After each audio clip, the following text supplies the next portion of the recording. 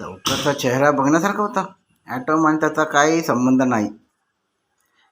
तो दिवाळीला आपण जे फटाके फोडतो त्यामध्ये जे सुतळी बॉम्ब असतात ते ॲटम. ॲटमने त्याच्या कानाखाली जो ॲटम बॉम्ब काढला त्याची झळ माझ्यापर्यंत लागली. मी बोललो आता हा ॲटम बॉम्ब माझ्यापर्यंत यायला काही वेळ लागत नाही आणि मला काही येत नाही. ह्याने काय तो शहाणपणा केला आहे, त्याचे आली अंगावर केले. आता हे सगळं भोगणं आहे. मॅडमने मला अरे चंदन तू उठ रे, तू सांग ॲटममध्ये. ह्याने तर काय ॲटम बॉम्बच केला. म्हटलं अहो ॲटम म्हणजे काय, आता मी तर काय तुमच्याकडे लक्ष देत होतो. तरी आता तुम्ही काय पर्याय काय मला सांगा. उत्तर नाही दिलं तर पर्याय काय.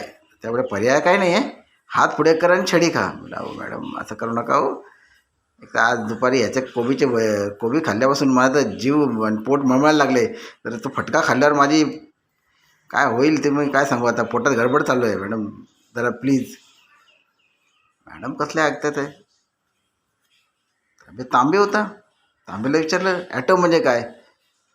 तांबे बोलला ॲटम म्हणजे मॅडम ॲटम.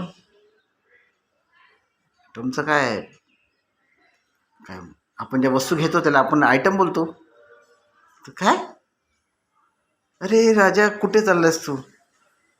वस्तू घेतो ॲटम म्हणतो तर वस्तू आपण आयटम.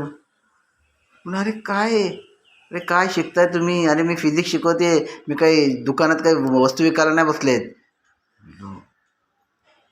आम्ही तिघांची तोंड जी झालेली, कारण सगळ्या वर्गात आम्ही तिघे जे उभे होतो हे एक आकर्षणाचा विषय ठरलेला की आम्ही ज्या ॲटमची, जी ॲटम बॉम्बपासून ते आयटमपर्यंत ज्या ज्या डेफिनेशन जे काय व्याख्या बनवलेल्या, त्यामुळे अख्ख्या वर्गात जे काय हसत होते आमच्यावर.